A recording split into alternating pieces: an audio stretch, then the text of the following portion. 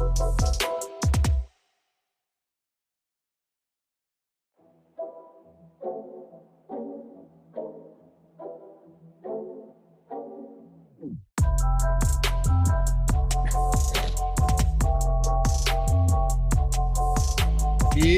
what is going on, everybody? Welcome to the Awesemo.com NFL on the Contrary show, your favorite time of the week, presented by PrizePicks.com. I'm Dave Lockwood at Lafayette_D, LOUGHY_D. For those of you podcast listeners, and joining me as always each and every week, Alex Baker at Awesemo DFS, Awesemo himself, one might say. Yeah, I was thinking about it this morning, man. You could not have found, because you have what, 7 entries into the DraftKings live final. You could not have picked a more insane week to have a live final. I know, it's like of all the weeks to have the signature event, it has to be the one where like 3/4 of the guys are going in and out because of COVID. It's not like I don't even know. I don't even know how you start building lineups until Sunday morning at this point. I mean, you have to think we're going to get more surprises, right? Yeah, I mean, it's going to be like 30 minutes before lock kind of thing. Yeah, it feels like it. It really does. So we're going to talk about all of that. And we're joined by, you could call him a guest. You could call him somebody that you see all the time at Awesemo. One of our own, bringing someone in-house, and happy to do so. Matt Savoca at Draftaholic. What's going on, brother? Glad to have you back on the show. Yeah, happy to be here. My second time on the Contrary here. Alex, thrilled to be here with you again. And I would say that every DFS analyst's process is also in health and safety protocols, because we can't do anything at the correct time. I think 30 minutes before lock is the right time to start any kind of good analysis. I'm just kidding. I mean, don't say that. People won't watch. Yeah. No, but the good thing is we already have a lot of news. So if you're really serious about this week's slate, you probably you want to start now, at least when it comes to understanding what the hell's going on, because especially, if you're hand building, or even if you're crunching and you need to set groups and you need to understand what this slate looks like, an hour prior to lock, even 2 hours, probably isn't going to give you enough time. I mean, look, we have a 4.5 hour live stream that all leads up to live before lock, takes you up to kickoff. Matt, you're on that live before lock show, but it's going to be a lot to digest. There's no doubt about it. Our goal here is to hit on all of the most important topics heading into week 15, give you some contrarian picks, talk about the chalk, talk about some of the fades, and provide a few bets along the way, because that's pretty fun. I tell you what, though, Matt, it's funny, and welcome, Chad. Appreciate you, man. Welcome to Team Awesemo Solid Badge. If you want to join, just like Chad did, hit that join down below. Get the badges, the custom emojis, the shout outs, the free super chats each month, and we'll always prioritize your questions along with all the people in our premium Discord. But can we start talking about, Travis Kelce doesn't have it anymore? I think yesterday was enough to assume that Game Script had played a lot into his struggles. The guy is totally fine. Well, his target share, sorry, his target share is down this year, or at least it was. So, I got a flurry of messages like, "Oh, the age model," like and stuff, because I was kind of knocking Kelce last night, but that's how it goes. Look, I'm not saying he's exactly the same as he was last year, but he can still do things like he did yesterday, and him and Tyreek Hill still have a 50+% combined target share. That's all I'm saying. The guy's still very good. He's still if there's one tight end that you said I want to have him, it's probably if you're going into the playoffs this year, still Kelce, Matt. Come on. Yeah, of course. And we're kind of splitting hairs here, because people are acting like the sky is falling because they don't have a 65% target share anymore. They still have a 50% target share. A lot of targets. And, what Kelce can do after the catch is the only person who can do that is George Kittle.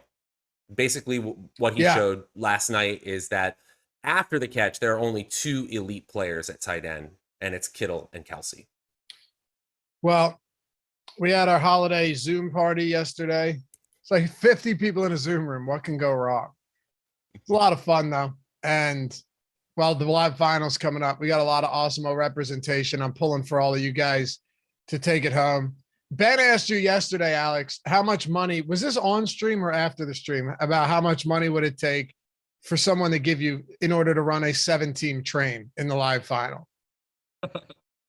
That's not even the worst thing I heard yesterday. Like, I was doing this podcast and we were on the topic of how much it would cost, how much you'd have to be paid to eat testicles. What kind of Is testicles? that human testicles? Oh. I'm like, how did he bring this up? Like, this is just like, What podcast was that? It's actually pretty cool. I'll tweet about it when it comes out. But okay, so what was your answer? Well, it was all in relation to this FFWC. So my price was the 2.5 million per testicle. Okay, Matt, does that sound The problem reasonable? I haven't done the math yet. There's no math, man. Yeah, that's tough. Yeah. Oof. If Okay. it was like bull testicles, Yeah, then yeah. That's a you thing. know, give me $50.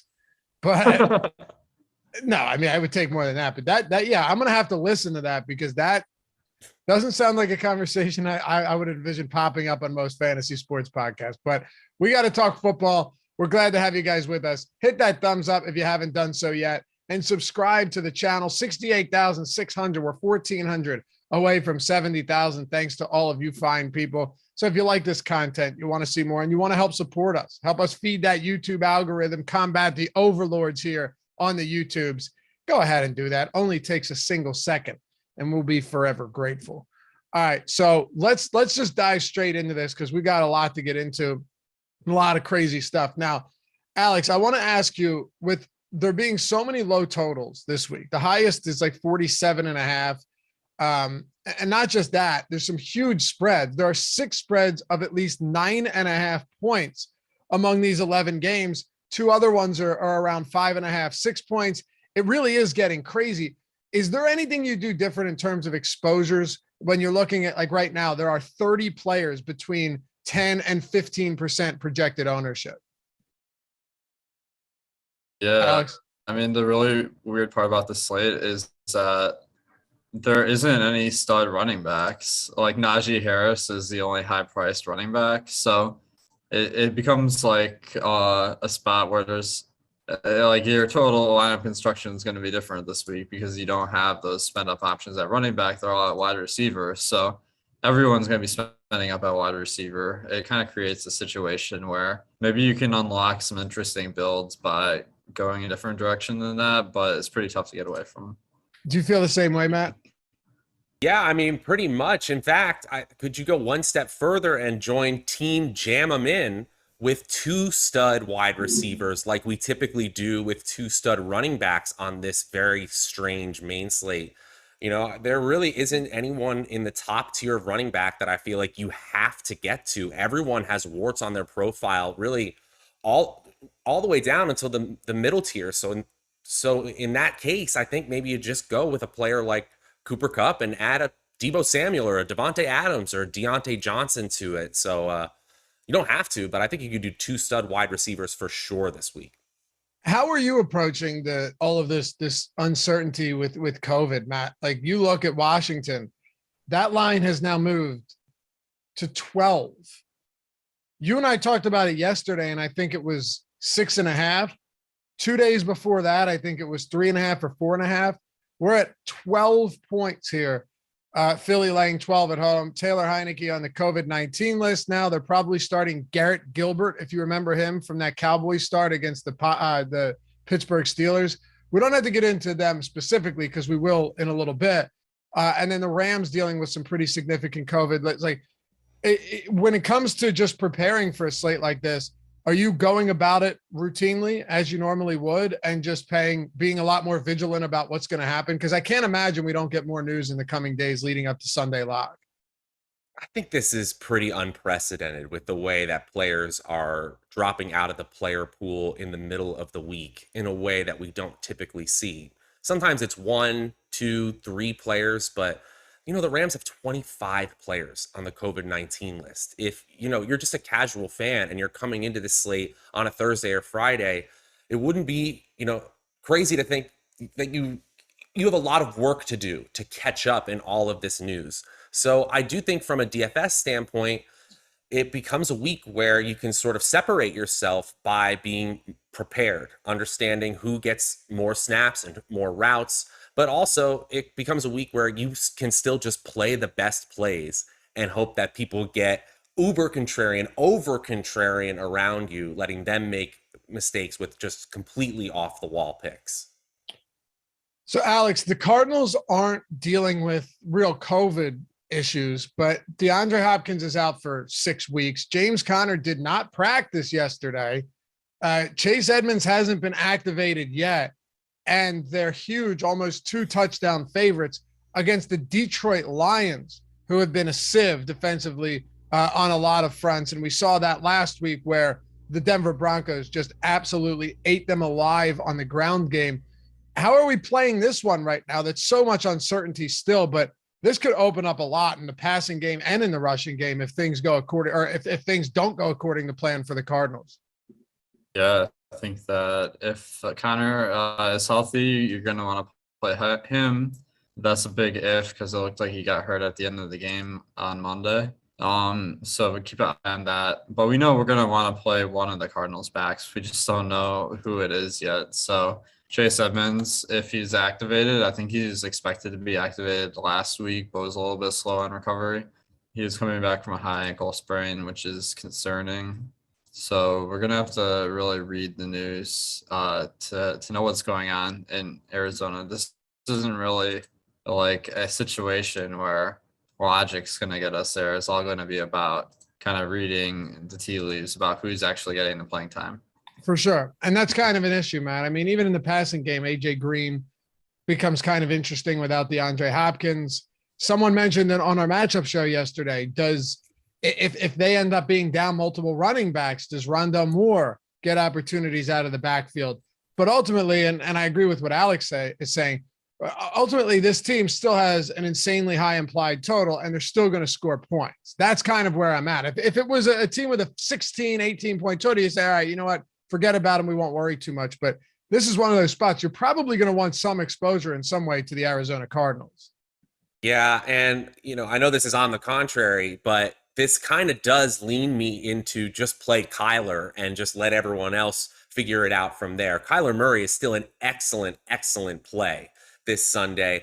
I kind of think that the rational thing to do if you're the Cardinals is to try to get the ball into the hands of your top 3 playmakers if Connor is out. So you have Hopkins out and Connor out in this situation. I would say the top 3 playmakers are AJ Green, Christian Kirk, and Rondale Moore. And now regardless of how that divvies up between rushes and short passes, I'm not sure you should really care that much. Sort of like what we've seen in San Francisco with Deebo Samuel. I'm not sure we can say that's definitely what the Cardinals are going to do, but we were kind of talking about this yesterday a little bit, Laffy. There aren't really a lot of scenarios where I say it's all systems go for Eno Benjamin or really all systems go for Chase Edmonds, even if Connor is out. I think I still want to lean on the passing game.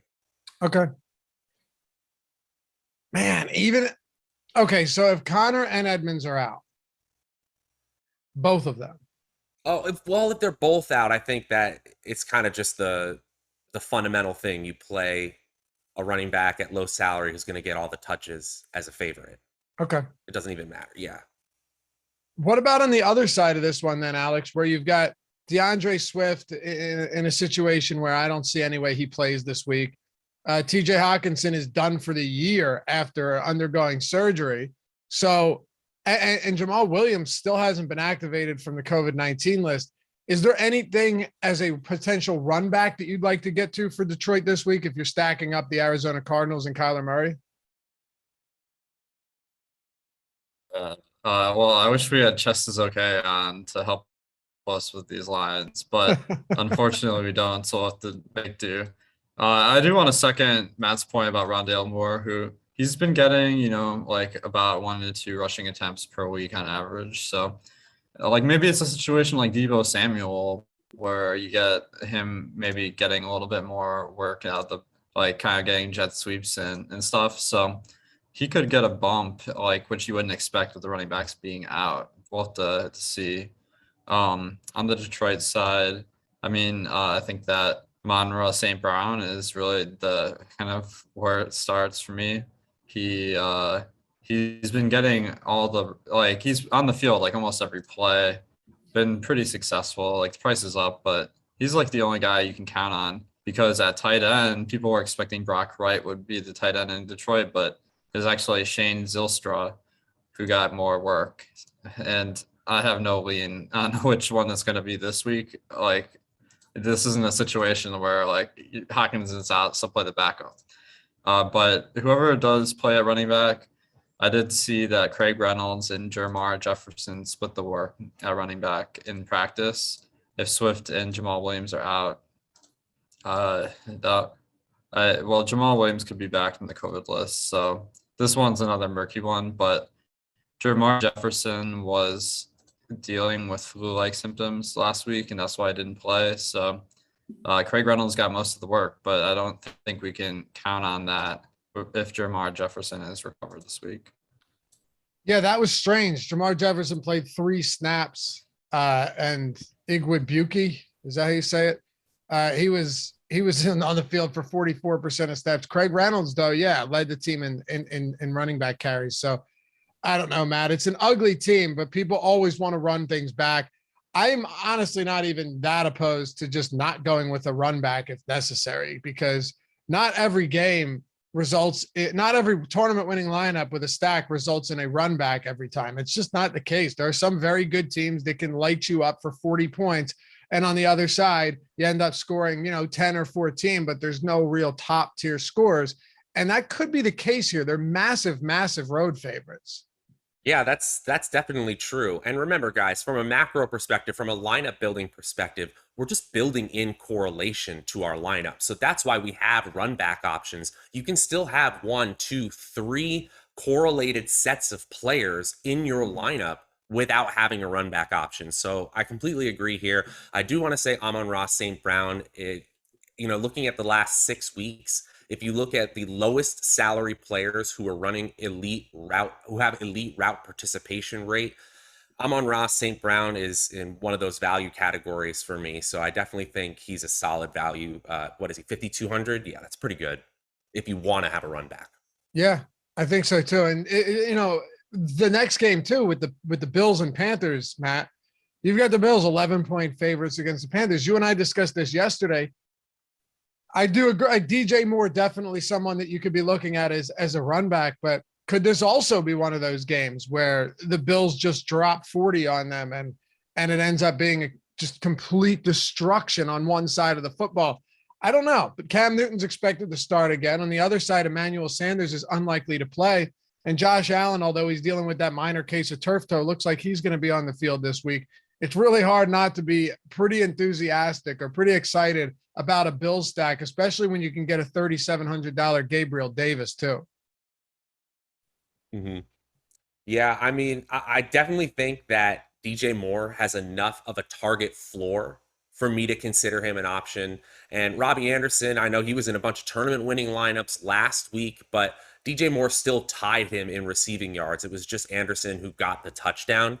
I do think that this Buffalo-Carolina game has more shootout potential, a higher probability of going over its middling total, because Carolina at least has playmakers and rushing upside from the quarterback position.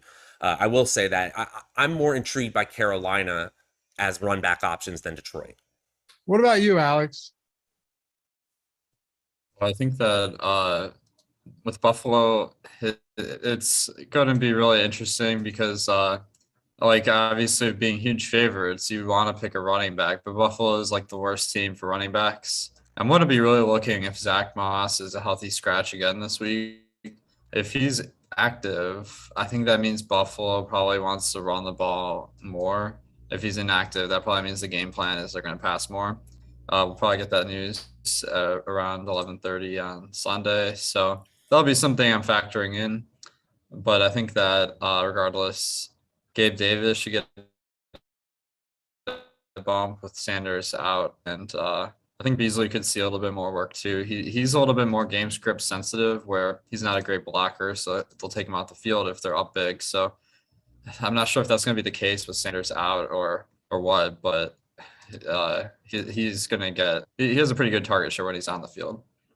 Yeah, and look, the top stack tool has Buffalo with the second highest top stack probability on the week. Still a positive leverage score. They don't like to run the football. They're what? Top 5 in game script adjusted pass play percentage. Or fourth, really. Everything kind of leads to this being one of those spots where they can really just put their foot on the gas and throttle the Carolina Panthers. But if you had to, Alex, if you were going with one preferred run back, would it be DJ Moore? I mean, it kind of has to be, right? Unless there's somebody else here like an Anderson. Well, I think DJ Moore is the best run back. He should have a huge target share now that Christian McCaffrey is no longer in the picture. He got targets last week. And you have a situation where Carolina's a big dog, so you're not quite as worried about Cam just running it a million times. One caveat is Carolina is not a team you need a run back with, because if you have Josh Allen, you're kind of hoping that Cam Newton just has a big day, and you can't pick 2 quarterbacks. Yeah. Unless he gets benched again. I know, Matt, you were saying it might be the fact that he doesn't know the 2-minute drill, but does that mean that they're just going to bench him in 2-minute drill situations? No, it's not good. It's not I good. know, it's not. I don't know. I guess one last point I would make is that over the last 2 games, Amir Abdullah played a 54% snap share, seen 10 targets. That's 3rd on the team. I'm not sure that really matters from a DFS perspective, but it does take away from the big 2. The running back targets, it's not Christian McCaffrey level targets going to the running back position, but they definitely still exist in this offense.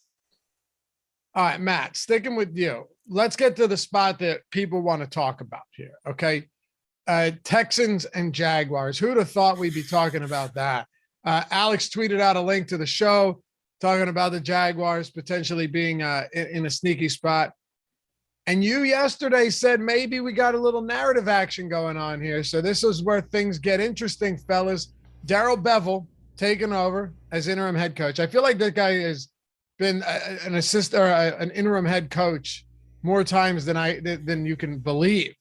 Maybe not, but either way, he's the interim head coach. He said yesterday that James Robinson is his starter and he intends on using him that way. All right, lock in the 8 carries. And I'm joking. I think, honestly, James Robinson is in as good a spot as you can get. Carlos Hyde's already been ruled out with a concussion. I don't really know how you get away from that. But Matt and then Alex, what about the passing game for Jacksonville? Because Robinson's got to be super chalky by the time Locke rolls around on Sunday. He's definitely going to be super chalky. I hope this passing game unlocks. I mean, you have Trevor Lawrence at the helm. You had a lot of hope coming into the season. Hopefully some coaching, some more rational coaching, just league average coaching gets this team and this passing game to a better spot. I hope it's a big boost for Marvin Jones personally. Jones has led the team in in air yard share, but since week 10, he's been slightly below Laviska Shenault. I know Alex was a big Laviska Shenault believer going into the season, and it hasn't really hit, but it really feels like a utilization problem, not necessarily a talent problem. So if anything, I would just like to see Trevor Lawrence get the opportunity to throw 45 times a game, to figure out NFL defenses so that when they get to next year, hopefully with more talent from the draft, they have a chance of being a better team. This week, I will play some Marvin Jones. I think he's under 5% owned right now. At 4,600, he looks like a really strong value to me. They're not favored very often, so why not take a chance on Jones?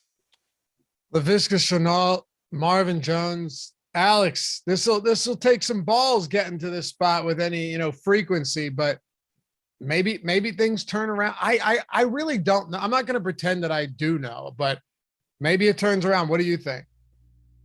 So in my kind of observations, I haven't done any really formal research on this, but when head coaches get fired, almost always it feels like the game plan is almost exactly the same going forward. Because these are guys that all kind of work together. It's not like someone completely new kind of shaking up the organization. Jacksonville has leaned slightly towards the run relative to other teams with a 45% rush rate in neutral game scripts. So that's leaning me towards James Robinson from the Jags. I think Marvin Jones and Chenault, good plays for the price as well. But you have a situation where Houston has a suspect offense and defense, so Jacksonville should be in line to perform. And James Robinson looks like he didn't practice yesterday, but it was kind of a planned rest day, so he seems like he's doing fine. He's not expensive, so I think that Robinson's in a good spot this week. Yeah, he hasn't been practicing midweek recently, so I wouldn't worry too much about that. I don't really want to stack this game. I think that's probably getting ahead of ourselves. So talking about like, this everything could change now with Bevel. He was already the offensive coordinator, right? So maybe you've got a point there, Alex, that it doesn't change as much as we think. Maybe they run a little bit more. Maybe James Robinson's more involved. That's where I'm leaning. I think a lot of people will be leaning there. But on the other side, I don't mind Brandon Cooks either, just based on the overall insane 30+% target share that he has when Davis Mills is on the field. That's really it, unless you want to get to like a Brevin Jordan. Do you like anything from Houston this week? Yeah, I think with Rex Burkhead out, we got David Johnson. I mean, he's not been terribly productive this year. It's more of a situation where maybe a throwback game. The other running back in Houston is Royce Freeman or someone off the practice squad because Scotty Phillips is also out for this game. So I think between David Johnson and Royce Freeman, there's going to be enough production to pay off one of those price tags. I'm leaning towards David Johnson because he's a clear option in the receiving game. And then I think they probably have a pretty even workload in rushing attempts. Maybe you guys can talk me off David Johnson if you're not feeling him this week. Yeah, I'd be happy to. Go ahead, he's Matt. A plug your nose and play option. He is. I mean, you don't feel good about starting anyone in the Houston Texans backfield, no doubt about it. But in expected fantasy points, which is that roll-up opportunity metric, that's just on a scale that's easier to understand. He's 20th among running backs on this slate in expected fantasy points, and he's 31st in salary, 4,900. So I think just from an opportunity compared to salary basis, he does make sense. Brandon Cooks is a value too. You could definitely see him getting 8 to 12 targets in this matchup. So I see your point, Laffy, but yeah, I think we're back to David Johnson possibly this week. You guys are crazy. What we're doing. What's up? We're here to get a little crazy. Yeah, dude. Well, all right. All right, I'll go. I see you're crazy, and I will raise you some crazy. I'd rather pay up a few $100s to Devonta Freeman. I know that Huntley isn't great, but there's still a better offense than the Houston Texans. It's probably a better matchup for Houston, but you still have Andrews and Brown, and normally you'd say, well, wouldn't that mean that you would want to get less of someone? Not if it means I'm getting more carries and opportunities closer to the goal line. I told Matt yesterday, Devonta Freeman over the last 4 weeks is 6th in running back touches, essentially tied with Najee Harris. So I think he's a perfectly reasonable running back at say 5,500. I get David Johnson. They're both not that efficient. They're both old. They're in that same basket, right? But I like Freeman a little bit more because I think they're going to use him heavily, and he's taking the reins from Latavius Murray, as we've seen over the last couple of weeks. But they're all plug your nose guys kind of in that range, outside of James Robinson. All right. Who else are we talking about here? Oh, okay. I honestly don't even know what to do here with Washington and Philly. The 12-point spread now is just truly absurd based on where it opened. Probably getting Garrett Gilbert starting or Jordan Ta'amu. Do you remember him? You guys remember him? Not really. No? You didn't watch any XFL, did you? A little bit. Not enough. So, Alex, were you playing XFL DFS? Yeah, you betcha. I didn't win anything. He was a guy. Oh yeah, I figure him out. He was on St. Louis, I think it was, right? No? I know how I saw him. I saw him in all the DK Metcalf and AJ Brown college highlights. Oh, there you Wasn't he go. the one throwing to those guys? Yeah, yes. And he was on the St. Louis Battlehawks. They were pretty decent team, man. I loved XFL. I loved betting on that. I loved XFL DFS. It's coming back, Alex. Yeah, and I mean the Rock is part owner of the XFL, so I have some hope. Yeah, me too. Our future president. All right. People want this guy to run for. It's hilarious what we're turning into. The Washington football team, the 12-point dogs, Matt, against the Eagles. They have 22 players on the COVID-19 list. I mean, they're celebrating getting a third string tackle back today. It's bad. Taylor Heineke just hit the COVID-19 reserve list. They're probably starting Garrett Gilbert. Things are not looking particularly pretty for them. And you see that is reflected 100% in the line. 12 points is insane from where it opened at. Yeah, you could see a team winning this game like 18-7 or something like that. This game could go way under its total here. Washington may not be able to move the ball whatsoever. And Terry McLaurin, has he been cleared from the concussion protocol yet? You know, who exactly do they have if Terry McLaurin is out? JD McKissick is trending towards out. Antonio Gibson, I guess, is going to get plenty of touches here. I guess that's the game plan going in, right? You just hand the ball to Antonio Gibson as many times as you possibly can and hope he can figure out something. But Adam Humphries, DeAndre Carter, and Ricky Seals-Jones as your top receiving options, getting thrown passes from a quarterback who's literally never thrown an NFL pass. That doesn't sound like something we need to target in DFS. Oh, he has. He started a game last year. Oh, sorry, I forgot. That's okay. Pittsburgh Steelers. Yeah, Garrett Gilbert, man. It was the Ben DiNucci, Garrett Gilbert. Yeah, that era. But here's the crazy thing is Washington is still in the playoff hunt. So like we gotta expect them to really try to win this game. They have a 27% chance of making the playoffs. So I feel like I did read Kyle Allen is not ruled out for sure for this game. If he plays, he's been with the football team for a while, so we'd have more confidence that he knows the playbook and can get some of the receivers involved. But if it's Garrett Gilbert, I think it's going to be all rushing. We see that from a lot of times where teams have to start a quarterback that like isn't on the team. Basically, like Kendall Hinton, I guess that's not exactly what happened, but he came in as the backup quarterback. They ran the ball like 80% of the time. So I don't know if it'll be that crazy, but Antonio Gibson rushing attempts, it could be like off the charts. And they have been, right? Like outside of last week, they definitely have been. You're right, though. Yeah, maybe Allen plays. I don't know. It would still be an upgrade from Garrett Gilbert or Teamo, I think, but this team's in trouble. And you mentioned that they're in the playoff picture, Alex. They're not just in the playoff picture. Right now, they hold the 7 seed. So, nice.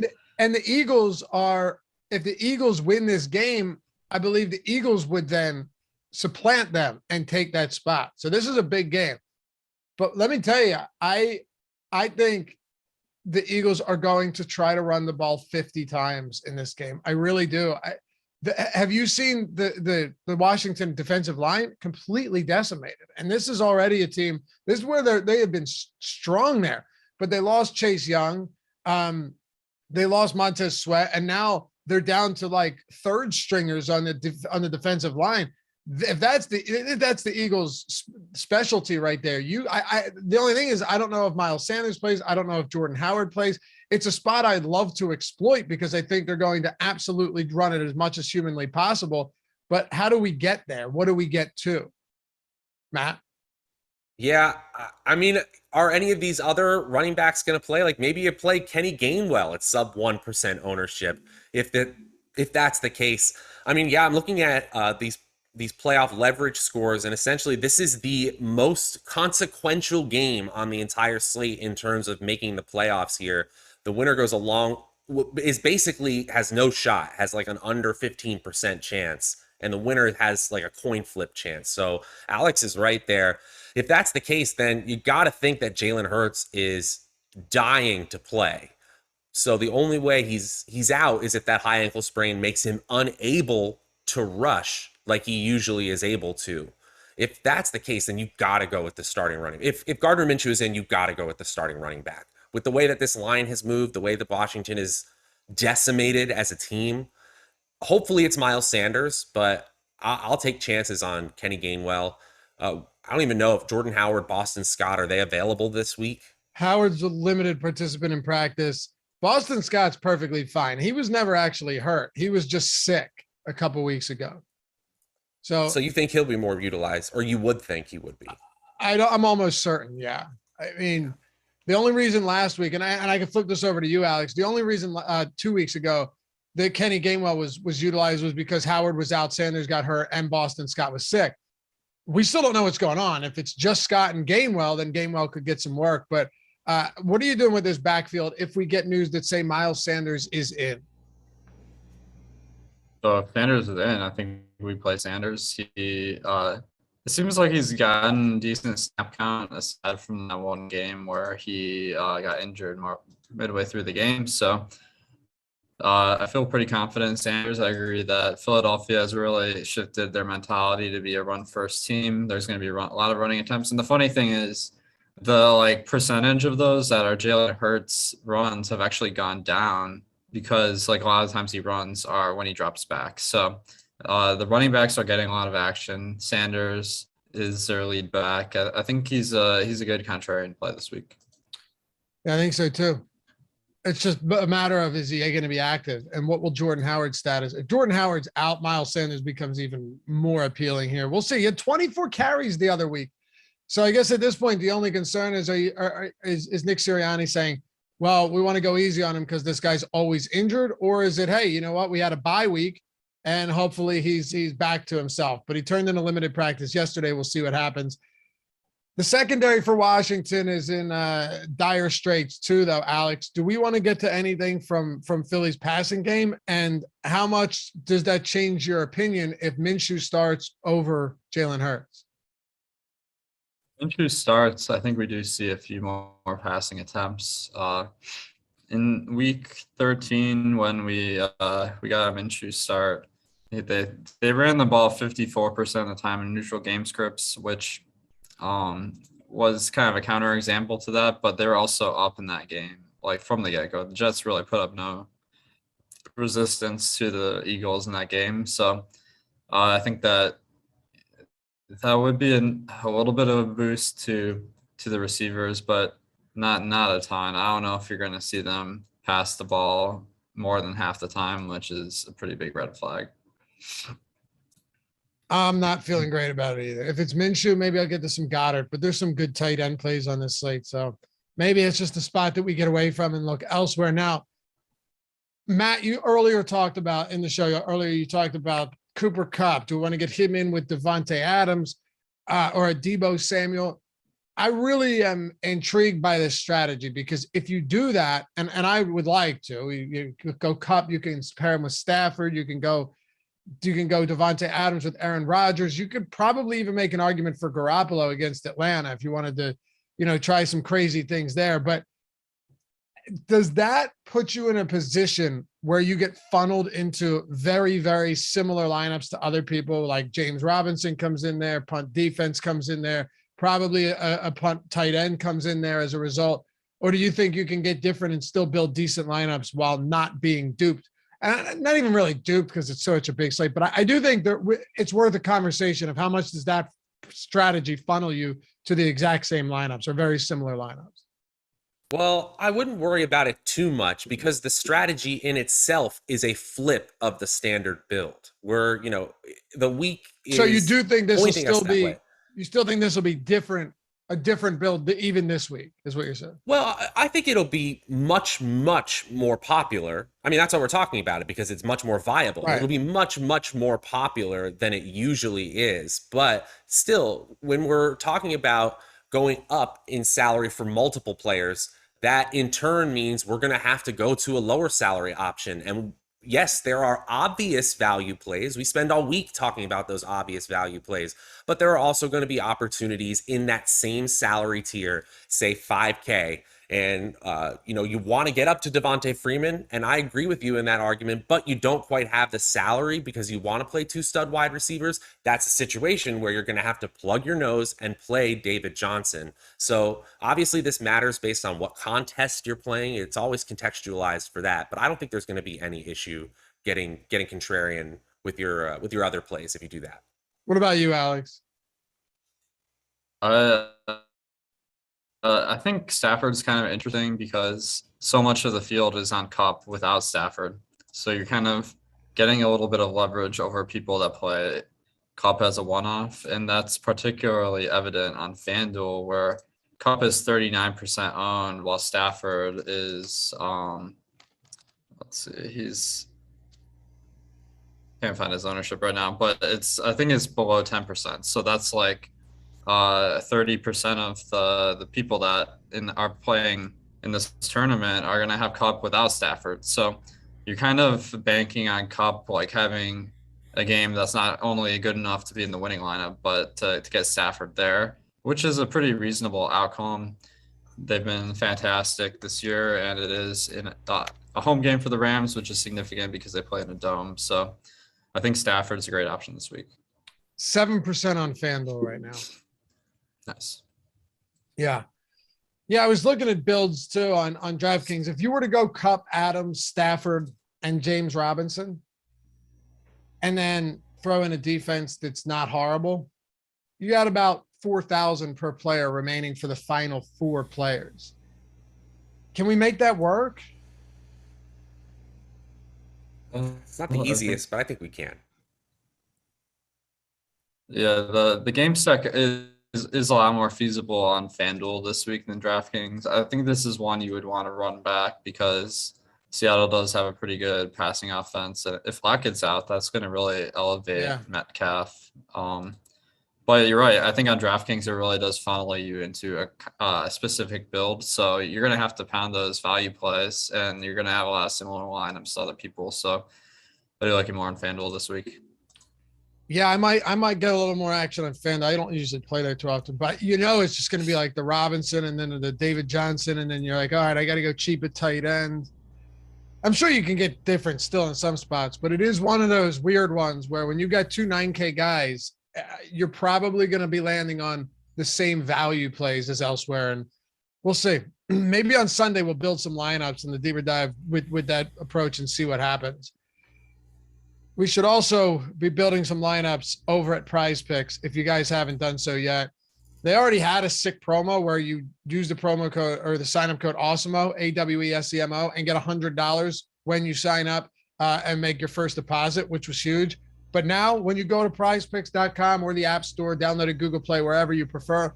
Now if you do it, not only do you get the $100 first match deposit bonus, but if you sign up using the link in our description and the one Tyler Zander producing today's show is about to throw into chat, you'll get a free month of Awesemo Plus Platinum, $90 value, every single tool on the site, ownership, player projections, top stack tool, boom, bust tool, lineup builder, all that stuff, not just for football, but basketball, hockey, MMA, PGA, NASCAR, everything out there. If they have content, we have if they have contests, we have content for it.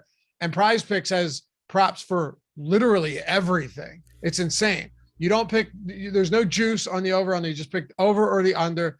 There's a million different ways you can do it. You can build a 5 prop lineup where if you hit all 5, you 10x your entry fee. But unlike traditional books, if you only hit 4, you still 2x it. If you hit 3, you still make some money back. And you could do the 4 prop lineup power play where you got to get all 4 right, but you 10x it if you hit 4. It's really fun. And they've got, it just looks good too. That's one of the most important things. You come over there, you want it to look good. You want it to feel good. That's why I always liked something like DraftKings over other sites, because it looks better. Aesthetically, it's pleasing, at least when I was getting into it. PrizePicks is just nice. And it's a great platform to win some money. Use our tools, use our odd shopper, use our player prop projections. They're all totally free, and get that free month of Awesemo Plus Platinum. They'll hit you up in 24 to 48 hours. And if you don't hear from them, just email us at support@awesemo.com. Alex, give me a prize pick prop that we've got that we can throw into some lineups this week. one of the props I'm on this week is the Ben Roethlisberger under. The books have him really high. Let me log on and find the PrizePicks line, but he averages like just over 6 yards per attempt. So it takes him like 40 attempts to get to even 240 yards, right? So like I've seen numbers of like 260 this week, and I think that everyone's way too high on Roethlisberger. He's at 250.5 on PrizePicks. Yeah, so like obviously the Steelers they're not gonna throw 40 times on average. So you take the under there. Doesn't feel like they're going to do it in this game either. Matt, what do you have?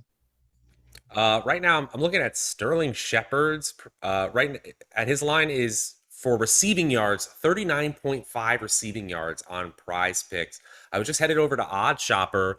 The best line I can get near me in New Jersey is over under 43.5. We have him projected for 65.5 yards. This looks like a smash over. All right. I love it. And I'm going over 48.5 rushing yards on Dante Foreman. Got to do it this week. Steelers are allowing 5 yards per carry. Not last week, not last month, on the year. 5 yards per carry is insane. And there's just, even if there was a bit of a timeshare last week, you have to go back and look. Jeremy McNichols got all of the fourth quarter work because the game was a wrap. They knew that they weren't going to get scored. It was over. Foreman was, unless they just didn't like what he was doing, which I don't think is the case because he broke off a nice 10-yard touchdown run. Foreman, I think, could have an opportunity to get a lot of carries this week, and he might not even need that many. 48.5 is perfectly reasonable if you're looking at how bad this Pittsburgh run. They're an absolute sieve. So hit me with that. I'll take it. PrizePicks.com. Use the link when you sign up. Get the free month of Awesemo Plus. It's a $90 value. You'd be crazy not to do that. And obviously use the promo code Awesemo. Get $100 when you sign up. It's free money. I mean, you'd just be dumb not to take advantage of that, really, if we're being frank. All right. Let's keep going, fellas. I want to talk about Aaron Rodgers, Alex, and Davante Adams. And this Baltimore secondary that's been really beat up has allowed more 40 and 20-plus yard pass completions than any team. What do you make of the stack this week with Rodgers, Adams, and then maybe guys like Lazard or DeGuara or MVS? Anything you like here? Well, I like Davante Adams. I mean, he's always one of the top receivers, and any of these guys can break the slate for 40 plus on any given week. You just don't know who it is. So I'm going to have Adams. I don't love the stack because Aaron Rodgers is priced up beyond his average production. So I think a lot of times you're going to see that Davante Adams, even if he has a big game, makes the optimal and maybe a cheaper quarterback than Rodgers. So I'm probably going to attack this game by just getting some exposure to Adams. Where are you at on it, Matt? I'm kind of the same way. I was a little bit more hopeful that I could bank on some shootout potential of this game, but it looks like Lamar Jackson missed practice again today. We're recording this Friday morning it's around noon Eastern right now. And so now it's looking like Lamar Jackson's probably going to sit. So this total at 43.5 might even go down from here. I really just want people who are opportunity hogs from a game like this. The Baltimore defense has had multiple injuries in the secondary, and schedule adjusted fantasy points allowed. Defensive metric I'm always looking at. Baltimore is now 26th against opposing wideouts. That means just fire up Davante Adams to me. If you're trying to get contrarian, I suppose you can do Marquez Valdes-Scantling and never really see him garner much more than like 1-2% ownership, but this offense is all about Adams, especially when the running back there's a timeshare in the running back position, so you don't know who it's going to be. Man, I think I have a little bit more interest in the Rodgers stack this week. Here's why. Maybe I can convince you, Alex. Maybe I can convince you here. Our top stack tool has them with the second highest leverage score on the week. 9.3% top stack probability. Pretty low ownership on Aaron Rodgers. Now I can't tempt you for some $4,000 Allen Lazard to throw in there and open things up a little bit with Devontae Adams. No. All right, I tried. I mean, like, this is music to my ears. I need to get some Aaron Rodgers now. One other thing I'm thinking about this game is, like, you guys were talking about how it's a timeshare between Aaron Jones and AJ Dillon, and the ownership really reflects that. Both are sub 5%.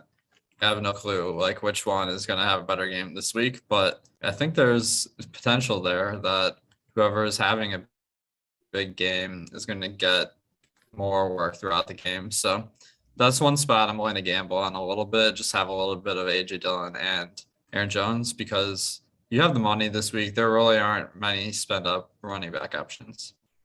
No, not at all. And I talked about Freeman on the other side of this one. I mean, Matt, when it comes to Tyler Huntley, I'm not, he's obviously not Lamar Jackson. Let's not get it twisted, but he's kind of similar to Lamar Jackson. The guy is extraordinarily athletic. They're still gonna design plays for him to run. There's no doubt about it. They're going to. I watched them juke out 7-8 defenders on a single play last week. It was remarkable. Honestly, I would have thought it was Lamar Jackson if I didn't see the name on the back of his jersey. But it's still Tyler Huntley. He did, however, throw for 270 yards against a decent Cleveland defense, was 27 for 38, and put them in a legitimate shot to make a come from behind victory, which almost happened. So I don't think, let me put it to you this way. Tyler Huntley is not the same thing as us being like, oh, Garrett Gilbert starting for the Washington football team. I still think he will be able to create a little bit. And if I'm running back, I like to get a little bit of Mark Andrews, because they had a real connection last week. Andrews was 11 for 11, had a monster game, but I'd rather go with someone like him than go with some of these deep options, even though he loved Bateman as well. I don't know, man. Recency bias maybe, but do you like anything at all for Baltimore? Pretty low total. Yeah, this week. I do definitely agree that the game plan doesn't change. We saw Lamar Jackson go out early in the first half, and Lamar Jackson has had a 35% rush rate, share of team rushes this year. When Huntley came in, the total for week 14 was 32% in terms of quarterback rush share between Jackson and Huntley. They still ran the ball. And the thing you mentioned earlier is that we often see with backup quarterbacks, they're targeting receivers in short area situations. That often leads us to tight ends and running backs. And sure enough, we saw 16 targets between Devonta Freeman and Mark Andrews. So those are the bumps I would give if Huntley is in. I think the game plan stays the same. About 30 to 35% of the rushes go to the quarterback position. That gives a little downgrade to the running back, but I think you can reboost it, especially on a site like DraftKings full PPR, when you say that, okay, those short area targets, they're going to have to lean on Devonta Freeman and Mark Andrews, to be honest. The one who probably gets a downgrade for me is Marquise Brown. Yeah, Marquise Brown to me also downgrade, especially seeing that Rashad Bateman was very much involved last game. There's no doubt about that either. So let me throw this out there. Alex, are there any other spots that we haven't hit on this week? We could talk about Miami before we get out of here, give our top fades, pivots, and favorite bet of the week. Whether it's Miami or any other, San Francisco, the Rams here, Seattle, any one spot that you want to hit on, and then Matt, you as well, and then we'll give our top options to fade and pivot. Sure, yeah, I think Miami, you called the one that probably I'd want to mention, where Tua Tagovailoa versus the Jets. We saw what Gardner Minshew could do versus the Jets. Miami, Tua, like he throws like such short passes, but like they throw a lot, so it's not hard to see. Like if a couple of those go, it could be a huge game for Tua, and we'll have to watch out for Waddle's availability. Parker and Gesicki, if Waddle doesn't play, are going to look like fantastic options. So even though this is chalk, I think I might be over the field on Miami. What about you, Matt? What one spot do you want to hit on here? Yeah, that's definitely close to number one for me. The one that's near it is San Francisco against Atlanta. I think there's been so much news, so much information, and so much changing of lines in these early games because of all these absences and COVID-19 lists. We can forget that San Francisco is over a touchdown favorite against an Atlanta defense that has had problems absolutely everywhere. So I think exploiting that Atlanta defense with a San Francisco offense is a solid contrarian bet this weekend. Somebody asked earlier too, are we going to have Saturday content? Who do you think we are, man? Of course we're going to have Saturday content. Not only do we have a live before lock tomorrow, a deeper dive, and then another live before lock for the showdown slate at night, but apparently I'm just seeing this now. This is entirely my fault. Apparently I am on a show for strategy for tomorrow's slate in just about an hour. So Neil Orfield and myself, NFL Saturday strategy show coming up at 1 p.m. Eastern time. Surprise to me, surprise to you, but it'll be a good show for sure. Alex, let's make this happen. Oh, and hit that thumbs up. Where are we at? We're at 68. We got 250 watching. Takes a second. Hit that. Just give it a tap. Come on. Show it some love here. Tap that thumbs up, and we will close it out with top pivots, top fades of the week. Alex, who do you have for me? Can't tell if he's frozen or not. Oh, there you go. Your connection stinks out there in Miami. We got to call someone from the hotel and have them fix you up. That's not a bad idea. All right, so my top fade is Kyler Murray. You're paying like a massive price for him. The matchup versus Detroit is awesome, but the problem is when teams are up, the quarterback rushes a lot less and passes out less. So you need to run back. And I don't try enough to really try to make that part of my strategy this week. I much prefer going to a cheaper quarterback. So I'm gonna mix it up a little bit. I think Tua is probably one of my top options. Showing with positive leverage, he's cheap and got great values at receiver. All right, what about you, Matt? My top fade. I know he's not the most, doesn't have the highest projected ownership, but it's certainly double digits. I'm not touching Ezekiel Elliott. I'm done with Ezekiel Elliott as a DFS option. I just don't think the ceiling is there. I know that the game script should be positive. I know we typically target running backs who are going to have a lot of projected volume when they're double-digit favorites, but I just think Ezekiel Elliott's efficiency is so far down that I don't want to take a chance. You were talking how even with Tony Pollard out, that they still went to Corey Clement plenty last week. I think you could see that again. I'm fading Ezekiel Elliott. And as a pivot play, I think I want to go to the Jacksonville Jaguars passing game, specifically Marvin Jones. I know a lot of people are on James Robinson, and I think he's a great play. Cash games, I think you got to go there. But if you want to get different, I don't hate Marvin Jones, and I don't even hate Laviska Shenault. I think that they have a great chance to have a quality game script, which they don't usually have, and the passing game is going to be super contrarian. So Marvin Jones is my pivot play. Love it. I hate to do this to myself and to you guys, but my fade, and well, the pivot is what you'll hate, but the fade is Myles Gaskin. I think he's a fine play, but with Malcolm Brown back, if he was getting a decent amount of goal line touches last time out. And I think Gaskin is totally fine. I don't have an issue with him, but I'm just not in love with him at all, especially in a 5K range that we have some alternatives. If he's going to be as high owned as we currently have him projected, which is one of the highest owned running backs on the slate, I'll probably make the pivot to Sanders if he's in. I mean, we saw him get 24 carries last time out. He's getting less than half of the ownership right now of Myles Gaskin. I don't mind doing that. I think both of them will get opportunities.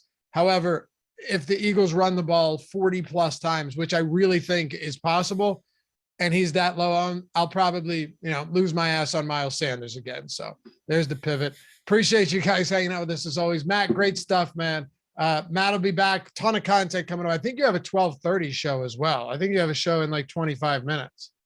That's correct, sir. Excited to turn right back around and talk some more top stacks here with Greg. All right. Yeah, you got that. I'm coming up at 1 o'clock. We're doing that. God, we got so much NHL strategy show, Yahoo NFL, a lot of just stick around throughout the day and join us tomorrow for everything we've got going on for the 2-game Saturday slate. And then Sunday all culminates with a 4.5-hour live before lock. Follow Matt at Draftaholic, Alex at Awesemo DFS, myself at Lafayette_D. And Alex, good luck, man. I know I'll see you on Sunday. Are you taking off the show Sunday? Maybe I should, because I don't want guys to get my picks, but no, I'll be there. You'll be okay. That is true commitment. So we'll see you on Sunday. Whoever won't wish the man some luck. Got 7 inches. Got to take this down. Represent Awesemo. We'll get you back here very soon. Tyler Zander again, too. Appreciate you, brother. We'll see you guys. Peace.